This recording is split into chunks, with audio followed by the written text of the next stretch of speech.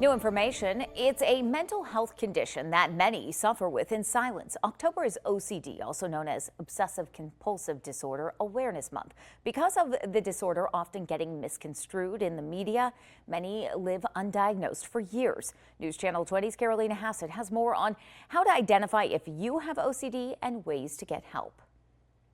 That's right, Stacey. Since it's often portrayed in the media we consume as a quirky disorder about needing things to be clean, many don't understand just how tiring it can be and how much it can impact your life.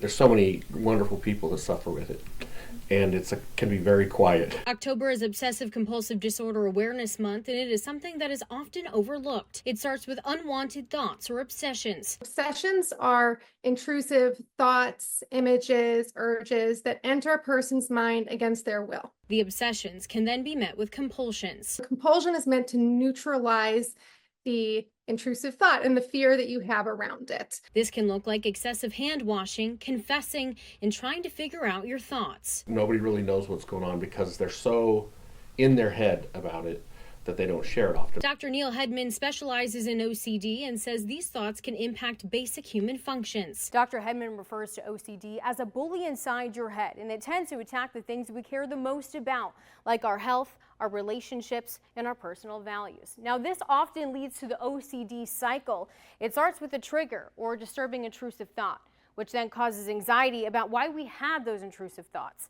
That brings us to perform compulsions to temporarily relieve that anxiety.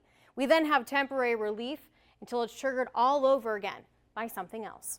But there are ways to break out of the OCD bubble. Find somebody that you can share your fears with. Fear works best in the dark, so if we keep it quiet, then it has more power over us. It's important to know that you don't have to suffer alone. People with OCD are some of my favorite people because they often are very sensitive people.